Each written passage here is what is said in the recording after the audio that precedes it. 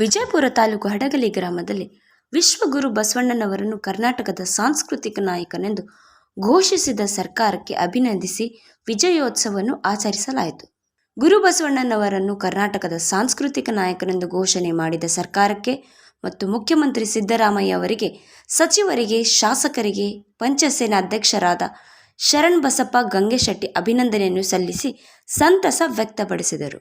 ವಿಶೇಷವಾಗಿ ಗ್ರಾಮದ ಎಲ್ಲ ಜನರು ಗುರುಬಸವಣ್ಣನವರಿಗೆ, ಸಿದ್ದರಾಮಯ್ಯನವರಿಗೆ ಜಯಘೋಷ ಹಾಕಿ ಸರ್ಕಾರಕ್ಕೆ ಮನದುಂಬಿ ಹಾರೈಸಿದರು. ಈ ಸಂದರ್ಭದಲ್ಲಿ ಹಡಗಲಿ ಗ್ರಾಮ ಘಟಕದ ಅಧ್ಯಕ್ಷರಾದ ಕೇದಾರ್ 13, ವಿಜಯಪುರ ತಾಲೂಕು ಪಂಚಸೇನಾ ಸಾಮಾಜಿಕ ಜಾಲತಾಣ ಅಧ್ಯಕ್ಷರಾದ ಭಾಗಣ್ಣ ಅವರಾದಿ, ಪಂಚಮಸಾಲಿ ಮುಖಂಡರಾದ ಸಂಗಮೇಶ್, ಸೀಳಿನ ಗ್ರಾಮ ಪಂಚಾಯಿತಿ ಮಾಜಿ ಸದಸ್ಯರಾದ ವಿಜಯಕುಮಾರ್ ರಾಠೋಡ್, ಪತ್ರಕರ್ತರಾದ ಪ್ರಭು ಕುಮಟಗಿ, ಗ್ರಾಮದ ಮುಂತಾದ ಯುವಕರು, ಹಿರಿಯರು ಭಾಗವಹಿಸಿದ್ದರು.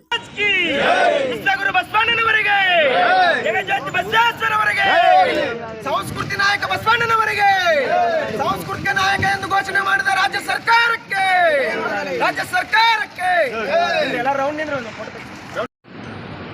ಮಹಾಮಾನವತಾವಾದಿ ಜಗಜ್ಯೋತಿ ಬಸವೇಶ್ವರನ ಸ್ಮರಣೆ ಮಾಡುತ್ತಾ, ಆತ್ಮೀಯರೇ, ತಾವೆಲ್ಲ ಗಮನಿಸಬಹುದು, 12ನೇ ಶತಮಾನದಲ್ಲಿ ಏನು ಶೋಷಿತ ವರ್ಗ ಇತ್ತು, ದಮನಿತರ ವರ್ಗ ಇತ್ತು, ಕೆಳಗೆ ಬಿದ್ದಂಥವ್ರನ್ನ ಮೇಲೆ ಎತ್ತಿದಂಥ ಮಹಾನ್ ಮೇರು ಸಂತ ಅಂದರೆ ಬಸವಣ್ಣನವರು ಅಂತ ಹೇಳ್ಬೋದು.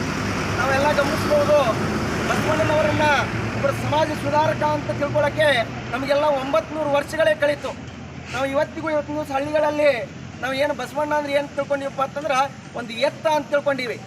ಆದರೆ ಬಸವಣ್ಣ ಇವತ್ತಿನ ದಿವಸ ಶೋಷಿತ ವರ್ಗವನ್ನು ಮೇಲೆತ್ತಿದ ಮಹಾತ್ಮ ಅಂತ ಹೇಳಕ್ಕೆ ಈ ಸಂದರ್ಭದಲ್ಲಿ ಹೇಳಕ್ಕೆ ಬಯಸ್ತಾ ಇದ್ದೀನಿ. ಜೊತೆಯಲ್ಲಿ ಇವತ್ತಿನ ದಿವಸ ಅಂತ ಬಸವಣ್ಣನವರನ್ನ ಕರ್ನಾಟಕದ ಸಾಂಸ್ಕೃತಿಕ ನಾಯಕ ಎಂದು ಇವತ್ತಿನ ದಿವಸ ಸರ್ಕಾರ ಘೋಷಣೆ ಮಾಡಿದೆ. ನಾವು ನಿಜಕ್ಕೂ ಸನ್ಮಾನ್ಯ ಸಿದ್ದರಾಮಯ್ಯನವರಿಗೆ ಅಭಿನಂದನೆಯನ್ನು ಸಲ್ಲಿಸಬೇಕಾಗ್ತದೆ.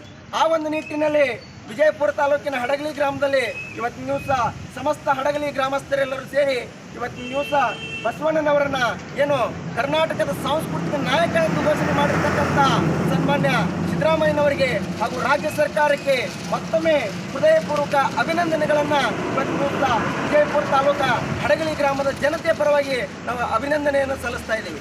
ಜಗಜ್ಯೋತಿ ಬಸವೇಶ್ವರ ಮಹಾರಾಜ್, ಬಸವಣ್ಣನವರಿಗೆ, ಜಗಜ್ಯೋತಿ ಬಸವೇಶ್ವರ ಅವರಿಗೆ, ಸನ್ಮಾನ್ಯ ಸಿದ್ದರಾಮಯ್ಯನವರಿಗೆ.